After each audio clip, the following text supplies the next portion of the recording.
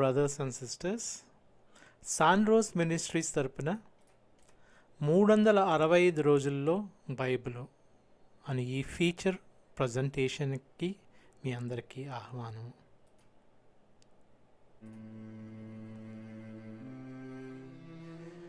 ఇది 34వ రోజు.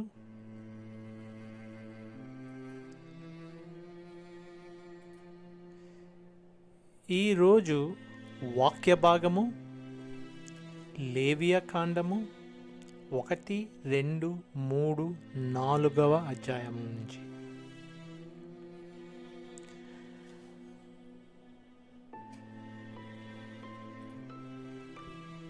లేవియా కాండము ఇది మరి కొత్త పుస్తకం. మరి ఇవాళ మరి మొదలు పెడుతున్నాము. 2 పుస్తకాలు మరి పూర్తి చేసాము, ఆది కాండము, నిర్గమాకాండము. ఇది మోషే రాసిన 5 పుస్తకాలలో ఇది 3వ పుస్తకము. ఈ 5 పుస్తకాలని మరి యూదులు, జ్యూస్ అని మనం అంటాము, వాళ్ళు థోరా అంటారు. ఇది వాళ్ళకి ప్రాధాన్యమైన పుస్తకాలు. దీని ద్వారానే వాళ్ళు మరి వాళ్ళ ఆచార వ్యవహారాలన్నీ ఈ 5 పుస్తకాల ద్వారానే వాళ్ళు చేస్తారు. మరి అపోస్తులుడైన పౌలు దీని గురించి ఏమన్నాడంటే, ఇది ఒక దాది మాదిరి పద్ధతి. వాళ్ళు మరి యేసుప్రభు వచ్చి మరి బలి అర్పణగా ఆయన అర్పించి కొనక ముందు యూదులు ఎలాగ ప్రవర్తించాలో చూపించడానికి ఇది చూపించారు అని అపోస్తలుడు పౌలు అంటాడు. మరి ఇది ఇందులో మనకి ఈ ధర్మాలు, ఆచారాలు ఇవన్నీ కనిపిస్తాయి. దీని పేరు మరి ఎలాగొచ్చిందంటే, గ్రీక్ భాషలో లియోట్కాన్ అను పదం నుంచి వచ్చింది. లియోట్కాన్ అంటే the matters according to Levites అని అర్థం. అంటే లీవైటులు గురించిన పరంపర అని దీని అర్థం. మరి మనం దీన్ని లేవియా కాండం అని తెలుగులో అంటాము. హీబ్రూ భాషలో మరి ఇది మొట్టమొదటగా హీబ్రూ భాష నుంచి వెళ్ళబడిన పుస్తకాలు కాబట్టి హీబ్రూ భాషలో నేను చెప్పిన విధంగా మొదటి పదాన్ని తీసుకొని దాని పేరు కింద చేశారని చెప్పాను. అలాగే మనకి బెరషిత్, ఆది కాండము అంటే వాళ్ళ మొట్టమొదటి పదం ఇన్ ద బిగినింగ్, ఆది కాండము బెరషిత్. మరి ఈ లేవియా కాండానికి మొట్టమొదటి పదము ఏంటంటే వా ఇక్రా అని అర్థం. వా అంటే అండ్, మరియు అని అర్థము. ఇక్రా అంటే కాల్డ్, పిలిచెను. ఇక్కడ మనం చూసినట్లయితే ఎలాగుంటుందంటే, మనం అయితే దేవుడు పిలిచెను అని మన పద క్రమం అది.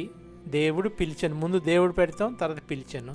వాళ్ళ పద్ధతి ఏంటంటే పిలిచాను దేవుడు అని ఉంటుంది. అందుకోసం ఈ అండ్ కాల్డ్, మరియు పిలిచాను, వా ఇక్రా అని దాని అర్థం. ఈ పుస్తకం మొట్టమొదటి పదం వా ఇక్రా. దాని పేరు హీబ్రూ భాషలో ఈ పుస్తకం పేరు వాయిక్రా. మరి ఇంగ్లీష్లో లెవిటికస్, మనం లేవియా కాండము అంటాము.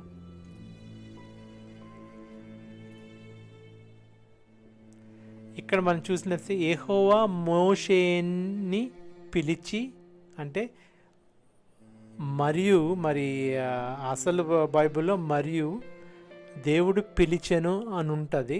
అంటే అండ్ కాల్డ్, వాయిక్రా అన్నది మనం అర్థం చేసుకున్నాం. ఈ పుస్తకం 27 అధ్యాయాలు, మొత్తం అంతా కలిపి 27 అధ్యాయాలు. దీన్ని 7 భాగాల కింద మనము విభజన చెయ్యొచ్చు.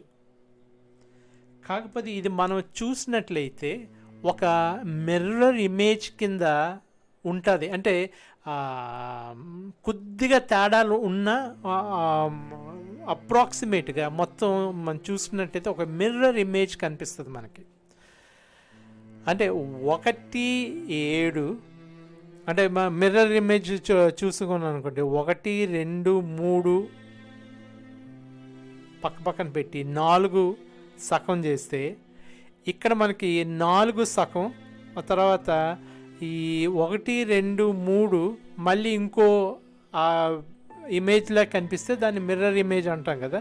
అంటే దాని అర్థం నేను ఇంకా కొద్దిగా అర్థమయ్యేలా చెప్పాలంటే 1, 7 ఒకదాని గురించి చెప్తాయి, 2, 6 ఇంకో దాని గురించి చెప్తాయి, 3, 5 ఒక దాని గురించి చెప్తే 4 ఒక భాగం కింద మనం చేయొచ్చు. అంటే మనం చూసినట్లయితే 1, 7 ఈ రిచువల్స్, ఈ ఆచారాల గురించి చెప్తుంది. ఏం ఆచారాలు? 1వ భాగం అంటే మొదటి భాగము ఈ బలి అర్పణల ఆచారాలు ఎలా చేయాలి అనేది చూపిస్తుంది.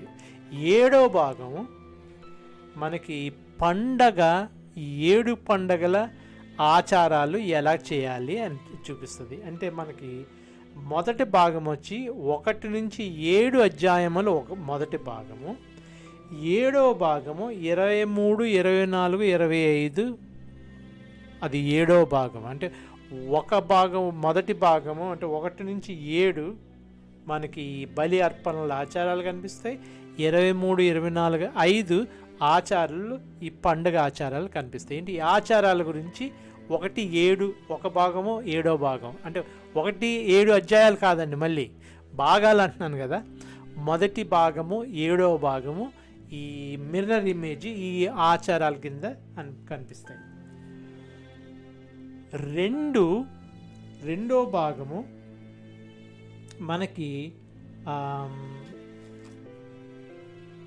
ఈ యాజకుల ప్రతిష్ఠించడం ఎలాగా అన్నది ఆ 2వ భాగంలో కనిపిస్తుంది. అదే మళ్ళీ 6వ భాగంలో యాజకుల అర్హత ఏంటి అని కనిపిస్తుంది. అంటే ఈ 2వ భాగం 6వ భాగం ఈ యాజకుల గురించి మాట్లాడుతుంది అన్నమాట. 2వ భాగం 8 నుంచి 10 అది 2వ భాగము, మరి 21, 22 6వ భాగం. ఇది అర్థమవుతుందా మీకు కరెక్ట్గా? ఈ మిర్రర్ ఇమేజ్ అన్నది అర్థమవుతుంది అనుకుంటున్నాను మీరు. 2వ భాగము 7 నుంచి 10 దాకా, 6వ భాగము 21, 22 ఈ 2 యాజకుల గురించి సంబంధించిన భాగాలు. మరి 3వ భాగము మరి 5వ భాగము మరి మిర్రర్ ఇమేజ్ అవుతుంది కదా. అప్పుడు ఈ 3వ భాగము ఈ పరిశుద్ధత,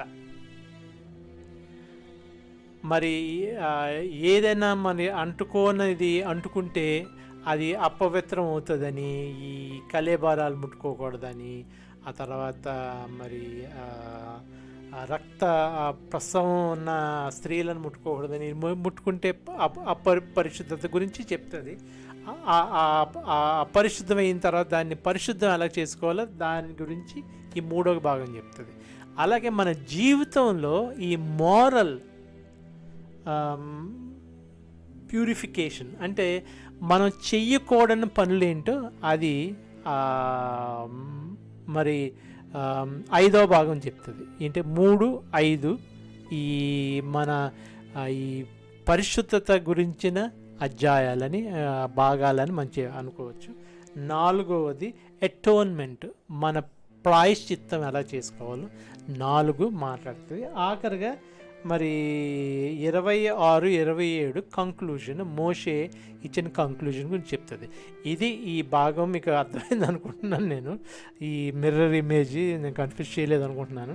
సరే, మరి ఏమైతే మన ఈవేళ వాక్య భాగము ఈ దహన బలులు ఈ బలుల గురించి ఎలాగ చేయాలి, ఏమేం బలులు ఇవ్వాలి, ఈ బలులు ఏ జంతువులు అయితే బలు ఇవ్వచ్చు, దేని గురించి ఏది బలులు ఇవ్వాలి, దీని గురించి మనం మొదటి భాగం అంటే 1 నుంచి 7 దాకా అది మొదటి భాగం, దాంట్లో మనం చూస్తాము.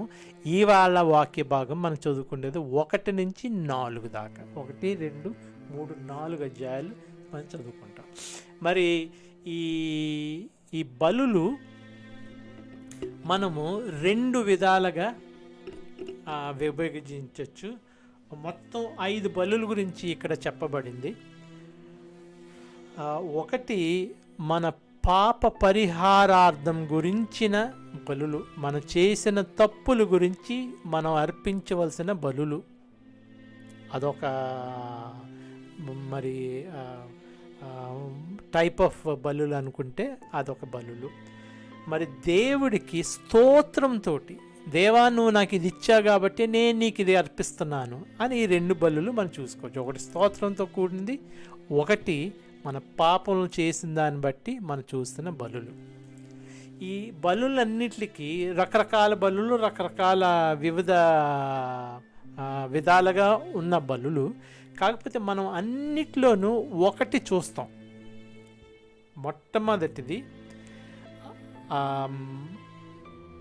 ఈ బలులు చేస్తున్నప్పుడు వాటి మీద చేతులు పెట్టి మనల్ని మనం ఆ బలి పశువుల్లోకి మార్చుకుంటాం, సబ్స్టిట్యూషన్ చేసుకుంటాం. మార్పిడి, సబ్స్టిట్యూషన్ అన్నదానికి మరి తెలుగు పదం నాకు దొరకట్లేదు. సబ్స్టిట్యూషన్ అంటే మన మార్పిడి చేసుకుంటాం. అది 2, ఈ కొన్ని బలులు యాజకులు తింటారు. మరి ఒక బలి మటుకు మొత్తం అంతా యెహోవా దేవుడికి అర్పించేయాలి. అదొకటి చూస్తాం మనం. కొన్ని బలులు యాజకులను అర్పించేవాళ్ళు తింటారు, కొన్ని రకాల బలులు. ఈ కామన్ ఫ్యాక్టర్స్ చెప్తున్నానండి. కొవ్వు, రక్తం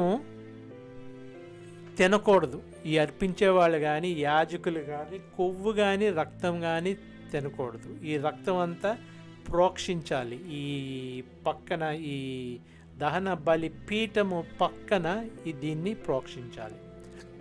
అదొకటి మనం కామన్గా చూస్తాం. ఈ బలి పశువులు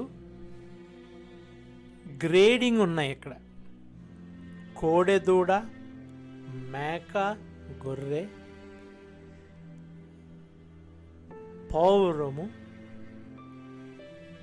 గోధుమ పిండి. మరి ఈ చూసినట్లయితే మనము ఎంత పెద్ద పాపం చేస్తే ఎక్కువ పాపం చేసిన పెద్ద పాపానికి ఈ కోడె దూడని ఇవ్వాల్సి ఉంటుంది బలి. అంటే ఈ కోడె దూడ ఇవ్వలేని వాళ్ళు మళ్ళీ తక్కువ ఇది ఇవ్వచ్చు, కానీ మరి పెద్ద పాపానికి కోడి దూడ. అంతకంటే లో గ్రేడ్ దీనికి ఈ మేక, మరి పొట్టేలు, ల్యాంబ్, గోటు, ఆ తర్వాత ఈ పక్షులు, ఈ పిజిన్స్. ఇలాగా అంటే దీన్ని బట్టి మనకి ఏమిటో అర్థం అవుతుందంటే ఈ బలుల గురించి, ఒకటి దేవుడు మీరు మళ్ళీ చేసిన పాపం మళ్ళీ చెయ్యకుండా ఉండులాగానే వీటిని పెట్టారు. ఈ పాపాలని మీరు చేస్తూ మళ్ళీ అర్పిస్తూ మళ్ళీ పాపాలు చేయడం అన్నది కాదు అక్కడ దేవుని యొక్క ఉద్దేశం. అక్కడ దేవుని యొక్క ఉద్దేశం ఏంటంటే మీరు దీని ద్వారా మరి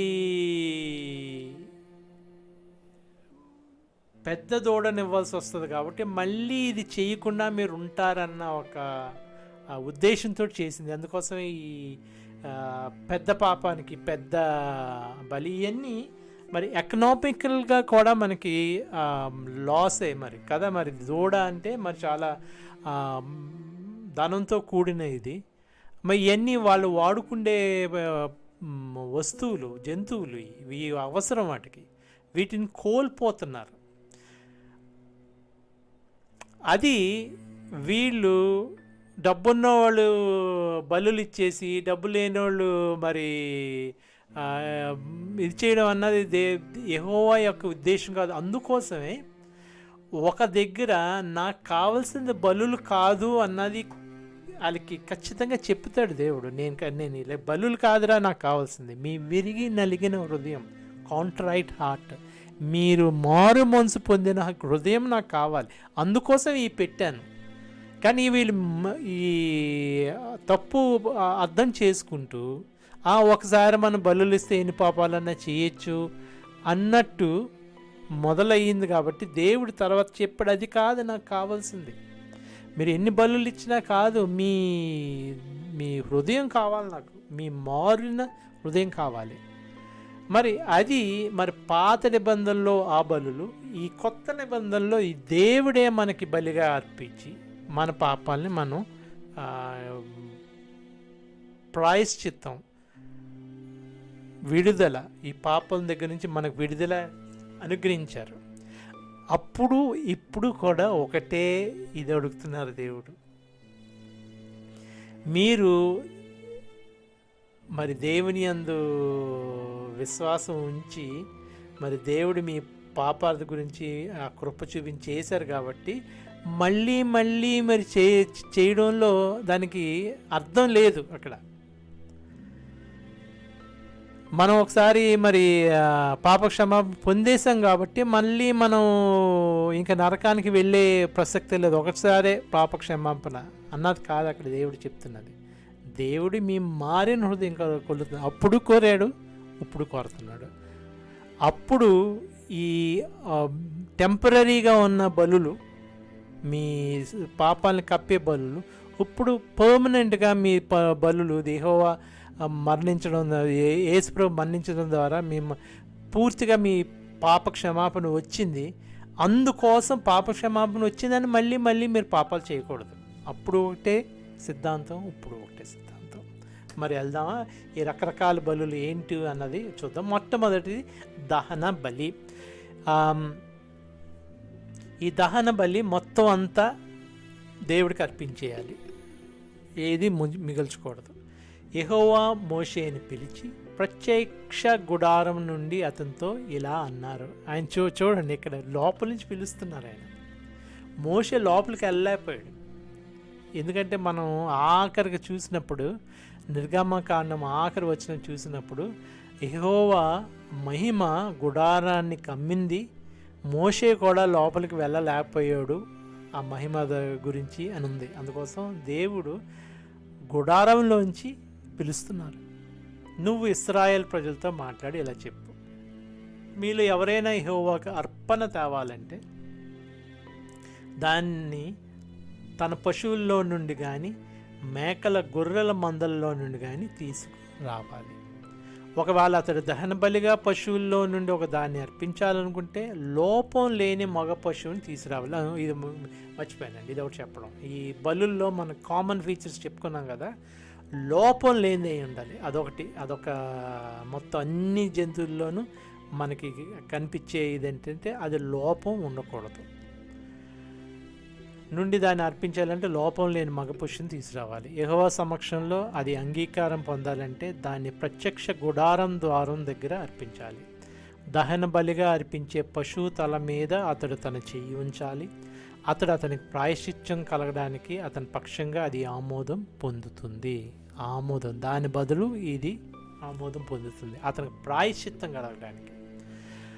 5 తర్వాత అతడు యెహోవా సమక్షంలో ఒక కోడెదూడను వధించాలి. యాజకులైన అహరోను కొడుకులు దాని రక్తాన్ని తీసుకువచ్చి ప్రత్యక్ష గుడారం ప్రవేశ ద్వారం దగ్గర ఉన్న బలిపీఠం పైన చిలకరిస్తారు. తర్వాత అతడు దహన బలి పశువు చర్మాన్ని వలిచి దాని ముక్కలుగా కొయ్యాలి. తర్వాత యాజకుడైన అహరోను కొడుకులు బలిపీఠం పైన కట్టెలు పేర్చి మంట పెట్టాలి. అప్పుడు యాజకులైన అహరోను కొడుకులు ఆ పశువు శరీర భాగాలను, తలను, కొవ్వును ఒక పద్ధతి ప్రకారం ఆ కట్టెల పైన పేర్చాలి. కానీ దాని లోపల భాగాలను, కాళ్లను నీళ్ళతో కడగాలి. అప్పుడు యాజకుడు అన్నిటినీ తీసుకొని యెహోవా బలిపీఠం పైన దహన బలిగా దహించాలి. అప్పుడు అది నాకు కమ్మని సువాసననిస్తుంది. ఈ కమ్మని సువాసన ఇవ్వడం అన్నది మనకు రోస్ట్ వాసన, బార్బిక్యూ వాసన అని కాదు. అక్కడ ఎప్పుడైతే ఇది నాకు కమ్మని సువాసన ఇస్తుంది అని అన్నారో, ఇది నాకు ఇష్టమైన దహన బలి అన్నది. గొర్రెల మేకల మందల్లో నుండి దేన్నైనా దహన బలిగా అర్పించాలంటే లోపం లేని పోతుని తీసుకురావాలి. బలిపీఠం ఉత్తర వైపున యెహోవా సమక్షంలో దాన్ని వధించాలి. యాజకులైన అహరోను కొడుకులు బలిపీఠం అన్ని వైపులా దాన్ని రక్తాన్ని చిలకరించాలి. అప్పుడు దాన్ని తల కొవ్వుతో పాటు ఏ భాగానికి ఆ భాగంగా ముక్కలు కొయ్యాలి. తర్వాత వాటిని బలిపీఠం పై ఉన్న మంటపై అమర్చిన కట్టెలపై ఒక పద్ధతిలో పేర్చాలి. దాని లోపలి భాగాలను కాళ్లను నీళ్లతో కడగాలి. అప్పుడు యాజకుడు అన్నిటిని తీసుకొని బలిపీఠం పైన దహించాలి. ఇది దహన బలి. ఇది యెహోవాకు కమ్మని సువాసన కలగజేస్తుంది. ఒక వ్యక్తి యెహోవాకు దహన బలిగా పక్షిని అర్పించాలనుకుంటే ఒక గువ్వను కానీ పావురం పిల్లని కానీ తీసుకురావాలి. యాజకుడు దాన్ని బలిపీఠం దగ్గర తీసుకువచ్చి దాని తలను చేతితో తుంచివేయాలి. తర్వాత దాన్ని బలిపీఠం పైన కాల్చాలి. ఆ పక్షి రక్తాన్ని బలిపీఠం పక్కనే పిండాలి. తర్వాత దాని పొట్టను తీసివేసి బలిపీఠం తూర్పు వైపున బూడిద పూసే చోట పారేయాలి. అతడు తన రెక్కల సందులో చీల్చాలి, కానీ 2 ముక్కలుగా చేయకూడదు. యాజకుడు దాని బలిపీఠం పైన కట్టెలపై కాల్చాలి. ఇది దహన బలి, అంటే ఇది యెహోవాకు కమ్మని సువాసన కలగజేస్తుంది. ఇది దేని గురించి పర్పస్? ఈ బర్న్ట్ ఆఫరింగ్ పర్పస్, దహన బలి బర్న్ట్ ఆఫరింగ్ అంటారు. పర్పస్ ఎందుకు ఇది అంటే, మనం దేవుని తోటి మన పోగొట్టుకున్న మరి ఆ ఫేవరెటిజం మళ్ళీ తెచ్చుకోవడానికి మనం ఇది చేయాలి అని అది దహన బలి పర్పస్ అన్నది. ఇక్కడైతే మనకి కనిపించలేదు, ఎందుకు ఇది చేయాలి అని కనిపించలేదు. కాకపోతే దీని ద్వారా ప్రాయశ్చిత్తం కలుగుతుందని అన్నారు. అర్పించే పశువు తల మీద అతను చేయి ఉంచాలి. అప్పుడు అతనికి ప్రాయశ్చిత్తం కలగడానికి అతని పక్షంగా అది ఆమోదం పొందుతుంది. ఇది ఇంకోటి ఏంటంటే, మనల్ని మనం మొత్తం దేవునికి అర్పించుకోవడం అన్నది అని కూడా మరి కొంతమంది కామెంటేటర్స్ అయితే మరి ఉద్దేశం ఇది, అది ఆ ఉద్దేశం అయి ఉంటుందని చెప్పడం జరిగింది. నాకు కూడా అదే అనిపిస్తుంది. పాపము గురించిన బలి అని వేరుగా ఉంటుంది అక్కడ. ఇది పాపం గురించిన బలి కాదు, ఇది ప్రాయశ్చిత్తం. అంటే మనల్ని మనం మళ్ళీ యెహోవా సన్నిధానంలో మనం చేరడానికి కోసం ఆ ప్రొపియేషన్ అంటారు. మనం పోగొట్టుకున్న మరి ఆ ఫేవరెటిజంని మళ్ళీ తెచ్చుకోవడానికి మొత్తం అంతా కాల్చేయడం. ఇదంతా మొత్తం అంతా కాల్చేయాలి అంటే మనం సమస్తం అర్పించుకోవడం. ఇక్కడ మనం అంటే ఇందులో రాయలేదు, కానీ దాని అర్థం మనకి చూస్తుంటే మరి చాలా సులువుగా అర్థమవుతుంది. ఒకటి, మనం చేతులు దాని మీద పెట్టినప్పుడు మనల్ని మనం ఆ జంతువులాగా అర్పించుకుంటున్నాం. ఒకటి పాయింట్ నెంబర్ 1. ఇందులో ఏది మిగలకుండా మొత్తం అంతా కాల్చుతున్నా అంటే మనం మొత్తం అంతటిని, మనలో ఉన్న ప్రతి భాగాన్ని దేవుడికి అర్పించుకుంటున్నాం. ఏది మిగలకుండా మొత్తం అంతా. ఇది మూడోది, ఇది దేవునికి కమ్మని సువాసనిస్తుంది. అంటే దేవునికి ఇష్టమైన దహన బలిలో ఇదొకటి. అంటే మనల్ని మనం అర్పించుకొని సజీవ యాగంగా, అపోస్తలుడైన పౌలు అంటాడు, మనల్ని మనం సజీవ యాగంగా అర్పించుకుంటే అది యెహోవాకి కమ్మని సువాసన కలగజేస్తుందట. ఇది మొదటి బలి గురించి నేర్చుకున్నాం. ధాన్య న్యాయవేద్యము. మరి ఈ బలుల్లో ఈ ధాన్యం కూడా, ధాన్యం మళ్ళీ మరి జంతువులు కూడా, కొన్ని జంతువులు కూడా, అది మనం చేసిన పాపాల గురించి కాదు. అది మనము దేవునికి స్తోత్రం చెల్లించడానికి కూడా. ఇంకోటి మరి దేవునికి కూడా మరి ఈ ఆహారము అవసరం. అంటే దేవుడు తింటాడని కాదు, మరి దేవుని యాజకులు, మరి దేవుని గురించి పనిచేస్తున్న దేవుని యాజకులు మరి తినాలి కదా. వాళ్ళు కూడా వీలు పడినట్టు మనకు దేవునికి మనం అర్పించాలి. ఈ స్తోత్ర అర్పణలు, ఈ పాపాల గురించి ప్రాయశ్చిత్తం గురించి మనం అర్పించే అర్పణలు కాదు, ఈ దేవునికి మనకు స్తోత్రంతో కూడిన అర్పణలు. 2వ అధ్యాయం అండి ఇది, ధాన్య నైవేద్యం. ఎవరైనా ఒక వ్యక్తి యెహోవాకు ధాన్య నైవేద్యం అర్పించాలంటే ఆ అర్పణ సన్నని గోధుమ పిండి అయి ఉండాలి. అతడు దాని మీద నూనె పోసి సాంబ్రాణి వేయాలి. అతడు దాని యాజకులైన అహరోను కొడుకుల దగ్గరికి తీసుకురావాలి. అప్పుడు యాజకుడు తన చేతి నిండుగా నూనె సాంబ్రాణి కలిసిన సన్నని పిండిని తీసుకుంటాడు. అప్పుడు యాజకుడు యెహోవా మంచితనం గురించి కృతజ్ఞతాపూర్వకంగా స్మరించడానికై ఆ అర్పణను బలిపీఠం పైన వేసి కాల్చాలి. ఇది కృతజ్ఞతా భావంతో చేసిన అర్పణది. మరి అది ప్రాయశ్చిత్తం కోసం చేసిన అర్పణ, ఇది కృతజ్ఞతాపూర్వకంగా చేసిన అర్పణ. నైవేద్యంలో మిగిలింది అహరోనుకు అతని కొడుకులకి చెందుతుంది. యెహోవాకి అర్పించే దహన బలులన్నిటిలోనూ ఇది అతి పరిశుద్ధము అన్నారు. మళ్ళీ ఇది కూడా అతి పరిశుద్ధం అట. మీరు పొయ్యిలో కాల్చిన నైవేద్యం అర్పించాలంటే పొంగ చేసే పదార్థం లేకుండా సన్నని పిండితో నూనె కలిపి చేసిన మెత్తని చపాతీ అయి ఉండాలి, లేదా సన్నని పిండితో నూనె రాసి చేసిన అప్పడంలా గట్టిగా ఉండాలి. అంటే ఈ 3 రకాల అర్పణలు చూపిస్తున్నాయి ఇక్కడ. ఒకటి గోధుమ పిండి ఇవ్వచ్చు, ఆ గోధుమ పిండి ఇచ్చింది అది సన్నటి పిండి అయి ఉండాలి, దానికి నూనె పోయాలి దాని మీద. అది కాకుండా ఇలాగ రొట్టెల్లాగా కూడా చేయాలంటే మీరు పొయ్యిలో కాల్చిన నైవేద్యం అన్నాడు ఇక్కడ. ధాన్య నైవేద్యం ఇది పొయ్యిలో కాల్చిన నైవేద్యం అన్నాడు. ఇది అంటే పొంగని పదార్థం లేకుండా సన్నని పిండితో నూనె కలిపి చేసిన మెత్తని చపాతీ అయి ఉండాలి. అంటే చపాతీ అంటే మన చపాతీలని కాదు, అలాగా దాని ప్రకారం. లేదా సన్నని పిండితో నూనె రాసి చేసిన అప్పడంలా ఉండాలి.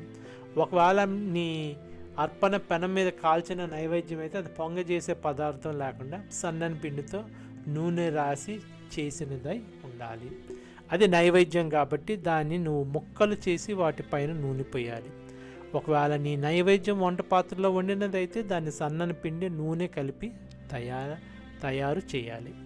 ఈ పదార్థాలతో చేసిన నైవేద్యాన్ని యెహోవా దగ్గరికి తీసుకురావాలి, దాని యాజకుడికి అందించాలి. అతడు దాని బలిపీఠం దగ్గరికి తీసుకురావాలి, దాని యాజకుడికి అందించాలి. అతడు దాని బలిపీఠం దగ్గరికి తీసుకువస్తాడు. తర్వాత యాజకుడు యెహోవా మంచితనం గూర్చి కృతజ్ఞతాపూర్వకంగా స్మరించుకోవడానికి నైవేద్యంలో కొంత భాగం తీసుకొని బలిపీఠంపై దహించాలి. అది అగ్నితో చేసిన అర్పణ, అది యెహోవా కోసం కమ్మని సువాసన కలిగిస్తుంది. ఆ నైవేద్యంలో మిగిలిన భాగం అహరోనికి అతని కొడుకులకి చెందుతుంది. యెహోవాకి అర్పించే దహన బలులన్నిటిలో ఇది అతి పరిశుద్ధం అంటది. 11 మీరు యెహోవాకు సమర్పించే ఏ నైవేద్యంలోనూ పొంగ చేసే పదార్థం ఉండకూడదు, ఈస్ట్ వేయకూడదు అన్నమాట. ఎందుకంటే తేనెను పొంగ చేసే పదార్థం దేనినైనా నైవేద్యంగా బలిపీఠం పైన దహించకూడదు. వాటిని ప్రథమ ఫలంగా యెహోవాకు సమర్పించవచ్చు, కానీ బలిపీఠం పైన కమ్మని సువాసన కలగజేయడానికి వాటిని వాడకూడదు. నువ్వు అర్పించే ప్రతి నైవేద్యానికి ఉప్పు వేయాలి. నీ దేవుని నిబంధన ఉప్పు లేకుండా నీ నైవేద్యం ఉండకూడదు. నీ నైవేద్యాలన్నిటితో పాటు ఉప్పు కూడా అర్పించాలి. నువ్వు యెహోవాకి ప్రథమ ఫలం నైవేద్యాన్ని అర్పించాలంటే పచ్చని కంకుల్లోని కొత్త ధాన్యాన్ని వేయించి పిండి చేసి అర్పించాలి. తర్వాత దానిపై నూనె సాంబ్రాణి పోయాలి, ఇది నైవేద్యమే. తర్వాత యాజకుడు యెహోవా మంచితనం గురించి కృతజ్ఞతాపూర్వకంగా స్మరించడానికి పిండే నూనె సాంబ్రాణిలో కొంత భాగం తీసుకొని వాటిని దహిస్తాడు. అది యెహోవా కోసం అగ్నితో చేసిన అర్పణ. ఇది ధాన్య నైవేద్యం. ఇది మరి కృతజ్ఞతాపూర్వకంగా చేయబడిన ఇది. ఇందులో గోధుమ పిండి, మరి మెత్తని చపాతీ లాంటి పిండి, మూడోది వేఫర్స్ అంటారు, ఇలాగ అప్పడాల్లాగా మరి వేఫర్స్ అంటారు. ఈ 3 ఈ దేవుడికి అర్పించవచ్చు. శాంతి బలి. ఎవరైనా ఒక మందలోని పశువుల్లో నుండి ఒక మదాన్ని కానీ ఆడదాన్ని కానీ శాంతి బలిగా అర్పించాలనుకుంటే అతడు లోపం లేని దాన్ని యెహోవా సన్నిధిలో అర్పించాలి. అతడు తాను అర్పించబోయే పశువు తలపై తన చేతిని ఉంచాలి. అతడు ప్రత్యక్ష గుడారం ద్వారం దగ్గర దాన్ని వధించాలి. అప్పుడు యాజకులైన అహరోను కొడుకులు బలిపీఠం చుట్టూ దాని రక్తాన్ని చిలకరిస్తారు. అతడు పశువు లోపల భాగాలకు అంటి ఉన్న కొవ్వును, మూత్రపిండాలను, వాటిపైన కొవ్వును, మూత్రపిండాల దగ్గర కాలేయాన్ని అంటి ఉన్న కొవ్వును వేరు చేయాలి. వాటిని యెహోవాకు శాంతి బలి అర్పణగా దహించాలి. అంటే పీస్ ఆఫరింగ్. దేవుడికి నువ్వేమైనా అపరాధం చేస్తే దేవుని మెప్పు పొందడానికి ఇది పీస్ ఆఫరింగ్గా అర్పించాలి. అహరోను కొడుకులు వాటిని బలిపీఠం మీద నిప్పులపై పేర్చిన కట్టెల పైన ఉన్న దహన బలితో పాటు దహిస్తారు. ఇది యెహోవా కోసం కమ్మని సువాసన కలుగజేస్తుంది. అది అగ్నితో చేసిన అర్పణగా ఉంటుంది. ఎవరైనా ఒక గొర్రె లేక మేకల మందలో నుండి ఒక మగదాన్ని కానీ ఆడదాన్ని కానీ శాంతి బలిగా యెహోవాకు అర్పించదలిస్తే అతడు లోపం లేని దాన్ని అర్పించాలి. తన అర్పణ కోసం గొర్రె పిల్లను అర్పించాలనుకుంటే దాన్ని యెహోవా సన్నిధికి తీసుకొని రావాలి. దాన్ని అర్పించబోయే దాని తల మీద అతడు తన చేతిని ఉంచాలి. తర్వాత దాన్ని ప్రత్యక్ష గుడారం ఎదుట వధించాలి. అప్పుడు అహరోను కొడుకులు బలిపీఠం చుట్టూ దాని రక్తాన్ని చిలకరిస్తారు. ఎప్పుడు జరుగుతాయంటే, ఒకవేళ మీరు ఏమైనా మొక్కుబడి పెట్టుకుంటే, నేను దేవుడికి ఇది ఇస్తాను, నాకు దేవుడు ఇది కలగజేస్తే నేను దేవుడికి ఇస్తాను అని చేసుకుంటే ఈ శాంతి బలి చెయ్యొచ్చు అనమాట. 9, ఆ వ్యక్తి శాంతి బలి అర్పణను దహన బలి అర్పణగా యెహోవాకు అర్పిస్తాడు. ఆ బలి పశువు కొవ్వును, వెన్నెముక చివరి వరకు ఉండే కొవ్వు పట్టిన తోకనంతా, దాని అంతర్భాగాలకి పట్టి ఉన్న కొవ్వును, వాటి దగ్గరలో కనిపించే కొవ్వుని తీసి వేరు చేయాలి. అలాగే 2 మూత్రపిండాలను, వాటితో ఉన్న కొవ్వును, మూత్రపిండాల దగ్గర కాలేయాన్ని అంటి ఉన్న కొవ్వును కూడా వేరు చేయాలి.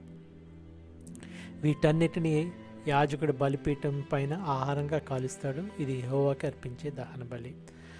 అతడు అర్పించేది మేక అయితే దాన్ని యెహోవా ఎదుట అర్పించాలి. ఆ వ్యక్తి దాని తల మీద చేయి ఉంచి ప్రత్యక్ష గుడారం ఎదుట దాన్ని వధించాలి. అప్పుడు అహరోను కొడుకులు బలిపీఠం చుట్టూ దాని రక్తాన్ని చిలకరిస్తారు. తన అర్పణను దహన బలిగా యెహోవాకు అర్పిస్తాడు. అతడు దాని అంతర్భాగాలకు పట్టిన కొవ్వును, వాటి దగ్గరలో కనిపించే కొవ్వుని తీసి వేరు చేయాలి. అలాగే 2 మూత్రపిండాలను, వాటితో ఉన్న కొవ్వును, మూత్రపిండాల దగ్గర కాలేయాన్ని అంటి ఉన్న కొవ్వును కూడా వేరు చేయాలి. వీటన్నిటినీ యాజకుడు కమ్మని సువాసన వచ్చేలా బలిపీఠం పైన ఆహారంగా కాలుస్తాడు. కొవ్వు అంతా యెహోవాకే చెందుతుంది. మీరు రక్తాన్ని కానీ కొవ్వుని కానీ తినకూడదు. మీరు నివాసం ఉండే ప్రతి చోట మీ తరతరాల్లో ఇది శాశ్వతమైన శాసనము.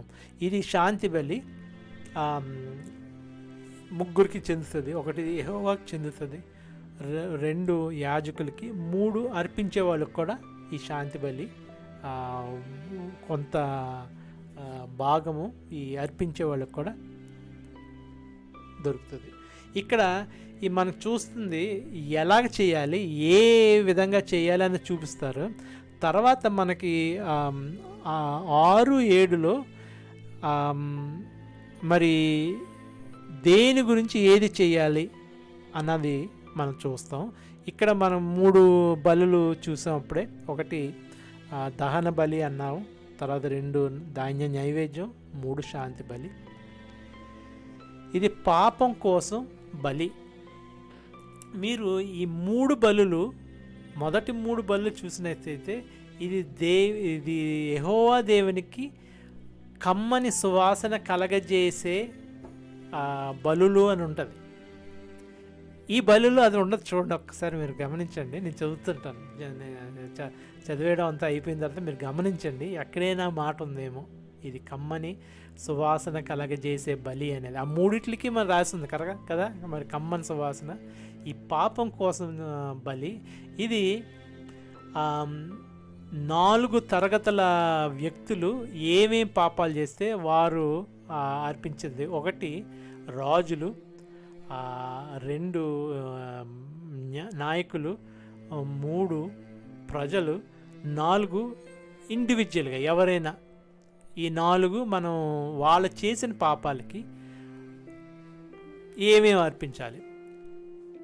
4వ అధ్యాయము యెహోవా మోషేతో ఇంకా ఎలా చెప్పారు. నువ్వు ఇశ్రాయేలు ప్రజలకు ఇలా చెప్పు, చేయకూడదని ఒకటి, యెహోవా ఆజ్ఞాపించిన విషయాల్లో దేనినైనా పొరపాటున ఎవరైనా చేస్తే, రైట్, పొరపాటున చేస్తే,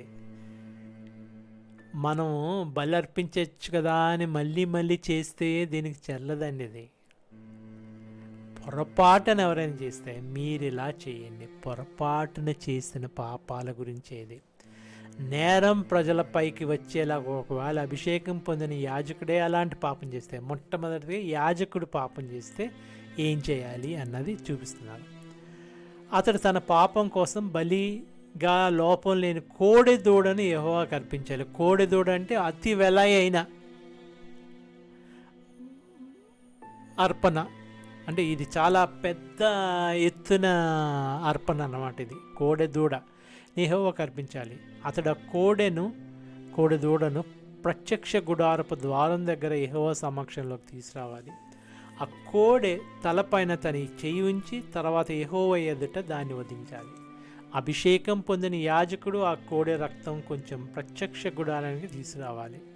తర్వాత ఆ యాజకుడు తన వేలు రక్తంలో ముంచి అతి పరిశుద్ధ స్థలం తెరల ఎదుట యెహోవా సమక్షంలో 7 సార్లు రక్తాన్ని చిలకరించాలి. తర్వాత యాజకుడు ప్రత్యక్ష గుడారంలో యెహోవా సమక్షంలో ఉన్న సుగంధ ధూప వేదిక పైన కొమ్ములకు ఆ రక్తాన్ని కొంచెం పొయ్యాలి. మిగిలిన కోడె రక్తాన్ని ప్రత్యక్ష గుడారం ద్వారం దగ్గర ఉన్న దహన బలిపీఠం అడుగు భాగంలో పారవేయాలి. ఆ తర్వాత అతడు పాపం కోసం బలి అర్పణ చేసిన కోడె దూడ కొవ్వు అంతా కోసి వేరు చేయాలి. దాని అంతర్భాగాలను కప్పి ఉన్న కొవ్వును, దాని అంతర్భాగాలను అంటి ఉన్న కొవ్వును వేరు చేయాలి. అలాగే దాని 2 మూత్రపిండాలను, వాటిపై పేరుకొని ఉన్న కొవ్వును, దాని మూత్రపిండాలకు దగ్గర కాలేయంపై ఉన్న కొవ్వును కోసి వేరు చేయాలి. శాంతి బలి కోసం వధించే ఎద్దు నుండి తీసినట్టే యాజకుడు దీని నుండి కూడా తీయాలి. తర్వాత యాజకుడు వీటిని దహన బలిపీఠం పైన దహించాలి. అతడు ఆ కోడి దూడలో ఇంకా మిగిలి ఉన్న భాగాలైన దాని చర్మము, మాంసం, తల, కాళ్ళు, దాని అంతర్భాగాలు, పేడ, మిగిలిన భాగాలన్నిటినీ శిబిరం బయటకు తీసుకుపోవాలి. బూడిదను పారేసి శుద్ధమైన చోటుకి తీసుకుపోయి అక్కడ బూడిద పారబోసే చోట కట్టెల పైన వాటిని దహించాలి. ఇక చూడండి, మీరు కువ్వంతా యెహోవా మందిరంలో ఆ దహన బలిపీఠం మీద అర్పణ చేశారు. కాకపోతే ఈ మాంసం మిగతా భాగాలు తీసుకెళ్ళిపోయి చర్మం, మాంసం, తల, కాళ్ళు, అంతర్భాగాలు, పేడ ఇవన్నీ తీసుకెళ్ళి శిబిరం బయట అక్కడ కట్టెలు పేసి దాన్ని దహించాలి. ఈ మాంసాన్ని వీళ్ళు తినాలి, ఈ యాజకులు తినాలి. ఇశ్రాయేల్ సమాజం అంతా పొరపాటుగా చేయకుండా పాపం చేస్తే, ఒకటి యాజకులు చేస్తే ఏమి అర్పించాలి, అది యాజకులు చేస్తే కోడిదూడ. ఇశ్రాయేల్ సమాజం ఇదంతా కమ్యూనిటీ అంతా చేస్తే దానికి ఏంటి?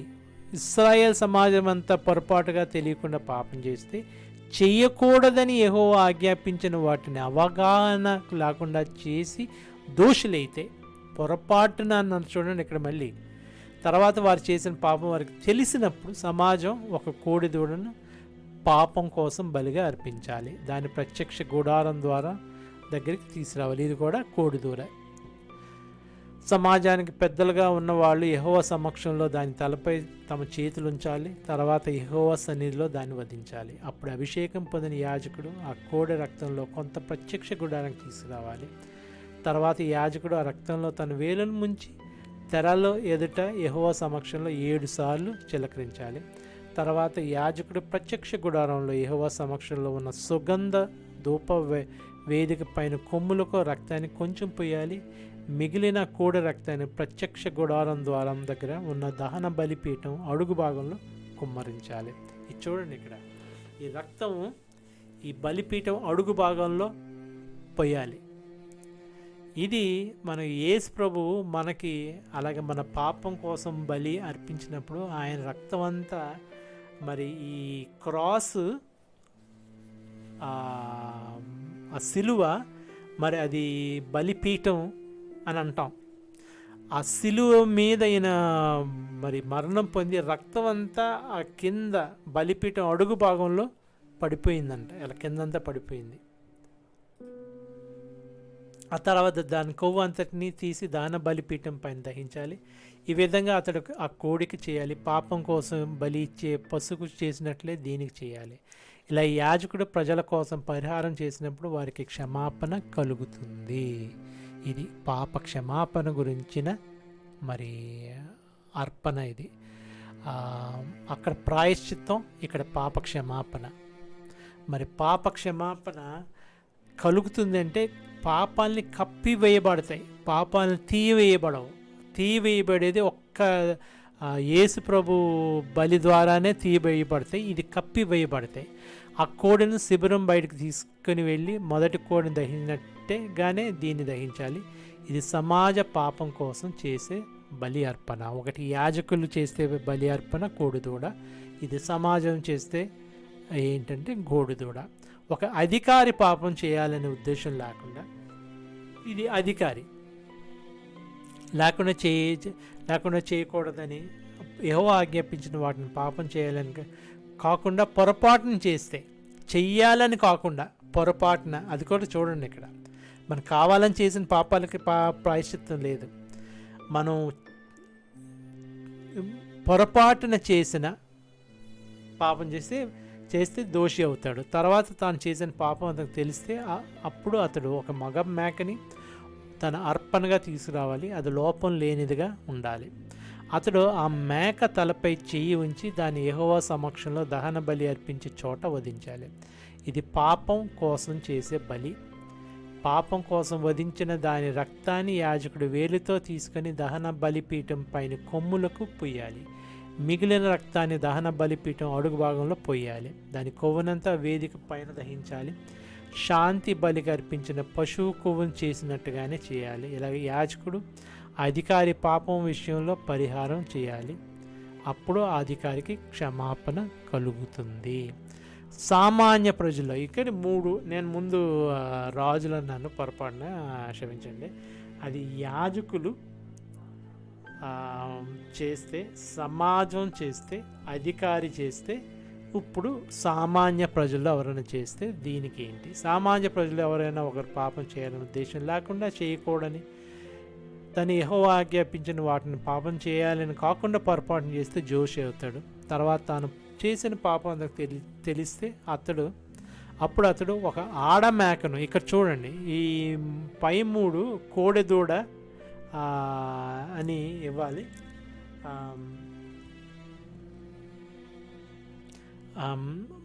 మొదటిది యాజకులు కోడిదూడ యాజకులు చేస్తే, మరి సమాజం అంతా ఇశ్రాయేలు సమాజం అంతా చేస్తే కోడిదూడ, అధికారి చేస్తే దానికి మేక, ఒక మేక అని ఉంది ఇక్కడ.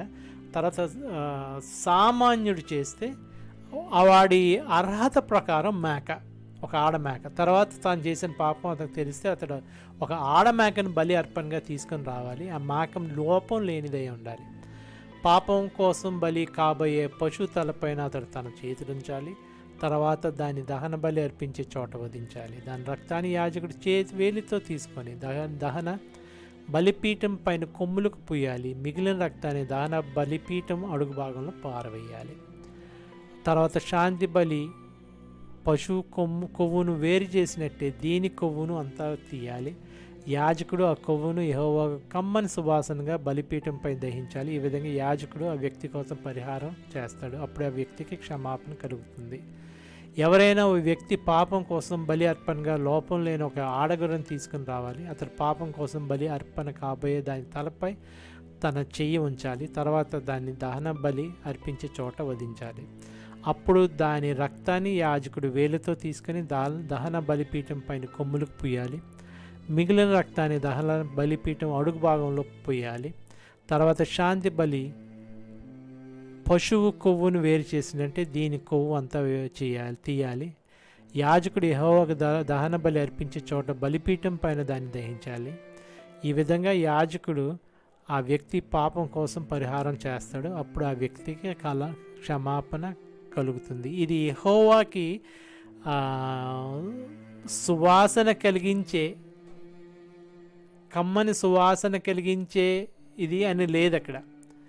ఆ కొవ్వుని యెహోవా కమ్మని సువాసనగా బలిపీఠం పైన దహించాలని ఉంది, కానీ మరి ఇది యెహోవాకి ఇష్టమైన సువాసన అని మటుకు లేదు.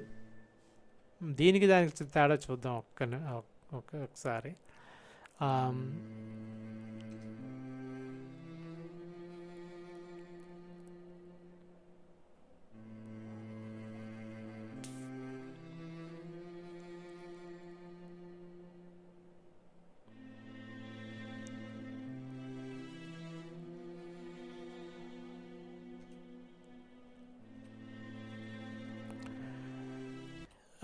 ఇది ఇది మరి ఈ 4 బలులు, మరి ఆమ్, ఆమ్, ఈ ఇది ఇవాల్టి వాక్య భాగం. రేపు మనం 5, 6, 7 చదువుకుంటాం. దాంతో మనం బలులు గురించిన పూర్తి అవగాహన వస్తుంది. అప్పుడు మళ్ళీ మనం ఒకసారి అన్నీ సమ్మరైజ్డ్గా ఈ ఈ చూద్దాం, ఏది ఏది దేనికి వర్తిస్తుందో బలి అన్నది చూద్దాము. మరి ఈ ఇక సెలవు. మరి రేపు మళ్ళీ కలుద్దాం.